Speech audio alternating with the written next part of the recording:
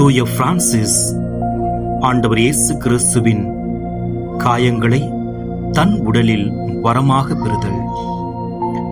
திருச்சிலுவை உயர்த்தப்பட்ட நாள் நெருங்கியது. பிரான்சிஸ் இறைவனிடம் 2 வரங்களை வேண்டினார்.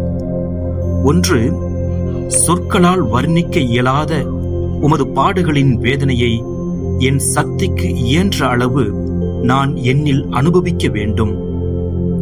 இரண்டாவது, எங்களுக்காக உம்மையே பலியாக்கிய அந்த அன்பை நானும் கொண்டிருக்க வேண்டும் என்பதாகும்.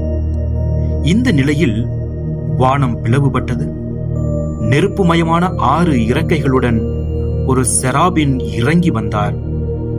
அவர் சிலுவையில் அறையப்பட்ட ஒரு மனிதனைப் போல் இருந்தார். அவரின் 2 இறக்கைகள் அவரது முகத்தையும் 2 இறக்கைகள் அவரது உடலையும் மறைத்தன. 2 இறக்கைகளால் அவர் பறந்து கொண்டிருந்தார்.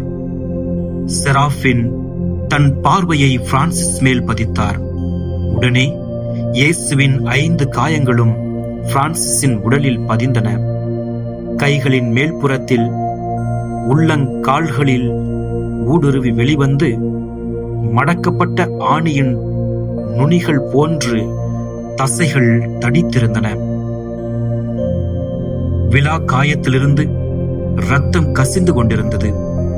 பிரான்சிஸ் இந்த காயங்களுக்கு கட்டுப்போட்டு யாருக்கும் தெரியாமல் மறைத்து வைத்துக் கொண்டார்.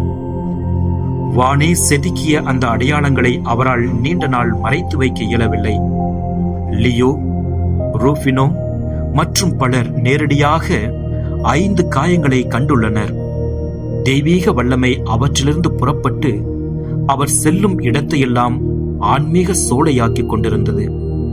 இந்த விண்ணக தழும்புகள் பிரான்சிஸ் கடவுளின் மனிதன் என்பதற்கு வானமே கொடுத்த அத்தாட்சியாக அமைந்தன.